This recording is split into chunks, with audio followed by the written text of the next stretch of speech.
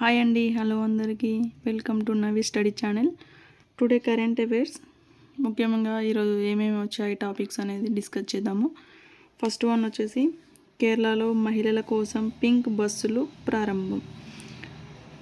మహిళలకు సురక్షితమైన సౌకర్యవంతమైన ప్రయాణం కోసం కేరళ ప్రభుత్వం ప్రత్యేకంగా కేఎస్ఆర్టీసీ పింక్ బస్ సర్వీసులను ప్రారంభించింది. రాష్ట్ర రవాణా శాఖ మంత్రి అయిన సిపి జాన్ ఈ బస్సులను ప్రారంభించారు. సో ఇవి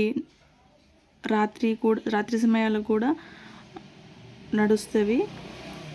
ఆ సౌకర్యాన్ని కల్పించింది రవాణా శాఖ. సో నెక్స్ట్ టాపిక్ వచ్చేసి బేబీ ఫుడ్లో చక్కెర నియంత్రించాలి. పసిపిల్లల ఆహార ఉత్పత్తుల్లో చక్కెర శాతాన్ని ప్రభుత్వం చాలా జాగ్రత్తగా నియంత్రించాలని, వార్షిక తనిఖీలను పెంచాలని పార్లమెంటరీ స్థాయి సంఘం తెలిపింది. సో చక్కెర అనేది చాలా వేస్ట్ ఫుడ్ అండి. అది పిల్లలకు పెట్టడం వల్ల చాలా అనారోగ్యం పాలవుతారు. సో చక్కెర అనేది చాలా వరకు అది మంచి ఫుడ్ కాదు. సో దాన్ని ఎవరు తీసుకోవద్దు. నెక్స్ట్ వన్, రైతుల ఆదాయంలో గణనీయ వృద్ధి.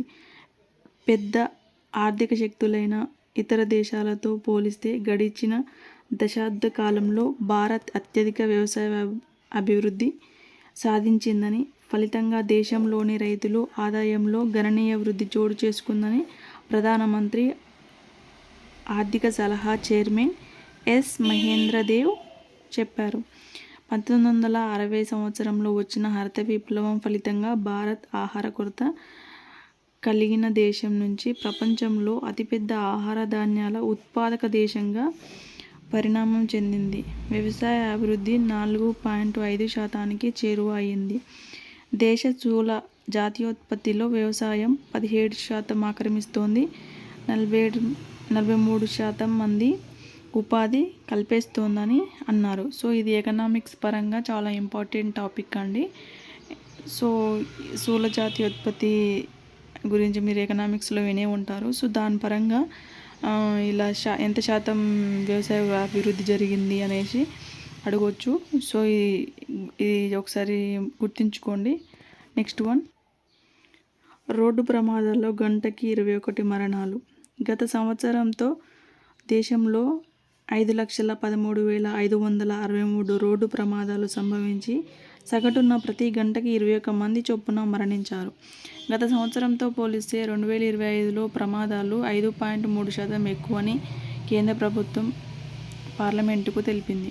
దేశంలో సగటున ప్రతి గంటకి 59 రోడ్డు ప్రమాదాలు జరుగుతున్నాయని కేంద్ర రోడ్డు రవాణా, జాతీయ రహదారుల శాఖ మంత్రి నితిన్ గడ్కరీ గారు లిఖితపూర్వకంగా సభలో తెలియజేశారు.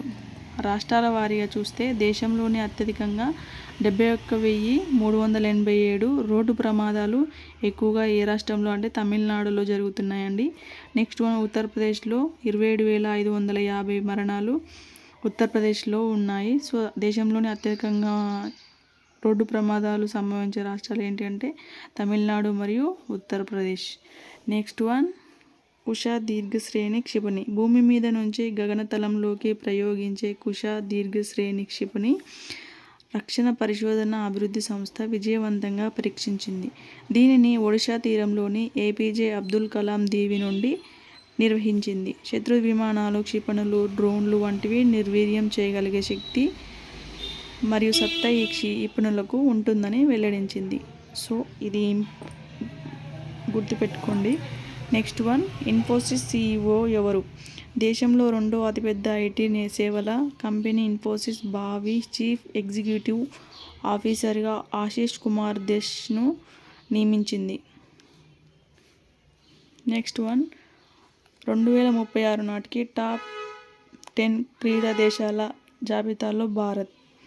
2036 నాటికి ప్రపంచంలోని టాప్ 10 క్రీడా దేశాల జాబితాలో భారత్కు స్థానం దక్కడం ఖచ్చితమని కేంద్ర హోంశాఖ సహాయ మంత్రి అయిన బండి సంజయ్ గారు తెలిపారు. హైదరాబాద్ గచ్చిబౌలిలోని బాలయోగి స్టేడియంలో సెంట్రల్ ఇండస్ట్రియల్ సెక్యూరిటీ ఫోర్స్ ఆధ్వర్యంలో 11వ పోలీస్ జూడో క్లస్టరీ 2026 క్రీడా పోటీలను ఆయన ప్రారంభించారు. ఆ సందర్భంగా 2030 నాటికి టాప్ 10లో క్రీడా దేశాల జాబితాలో భారత్ ఉంటుందని తెలిపారు.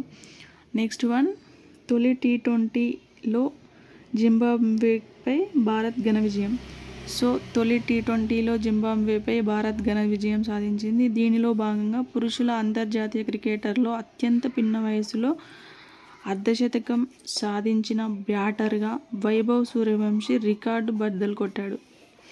నేపాల్కు చెందిన కుశాల్ మల్లా పేరిట ఉన్న ఈ రికార్డును వైభవ్ సూర్యవంశీ బద్దలు కొట్టాడు.